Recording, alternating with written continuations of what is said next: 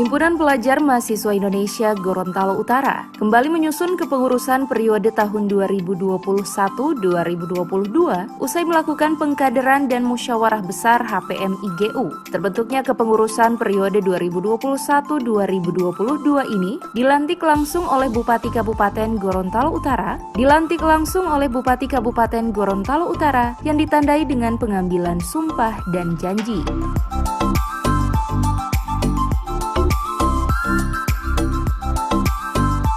Bupati Kabupaten Gorontalo Utara dalam sambutannya sangat mengapresiasi semangat pengurus dan kader HPM IGU. Di bada roda organisasi yang sempat vakum bertahun-tahun dapat dihidupkan kembali dalam mencetak generasi militan. Selain itu, Bupati juga mengatakan bagi pengurus dan kader HPM IGU dapat berkolaborasi dengan pemerintah agar kedepannya menjadi tongkat estafet pemerintah di Gorontalo Utara.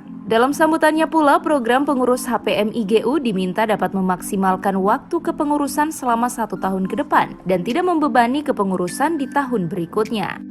Sebab itu dalam sambutan ini saya mengucapkan dan kami semua mengucapkan selamat pada adik-adik sekalian yang diberikan kepercayaan sebagai pengurus Himpunan Pelajar Mahasiswa Gorontalo Utara. Teman-teman sekalian, sebagai suatu organisasi yang terdiri ada pelajar dan mahasiswa, tentu ini menjadi harapan pemerintah daerah bahwa teman-teman semua menjadi harapan pemerintah daerah ke depan, karena terletak di pundak teman-teman semua Gorontalo Utara ke depan. Waktu itu saya berharap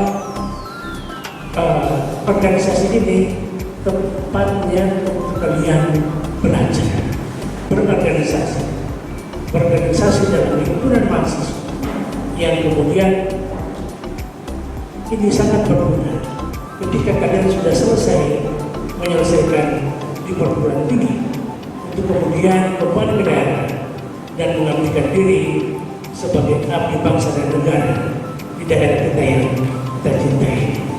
Oleh sebab itu saya berharap organisasi ini tempat kalian untuk belajar berdemokrasi, belajar bermusyawarah, belajar untuk saling menghormati, belajar untuk saling menerima pendapat dan masukan dari orang lain.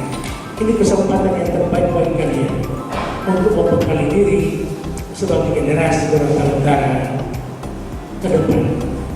Saya berharap manfaatkan dengan sebaik-baiknya organisasi ini untuk selain belajar di secara formal di perguruan tinggi, tapi ada juga pembelajaran yang non formal melalui organisasi.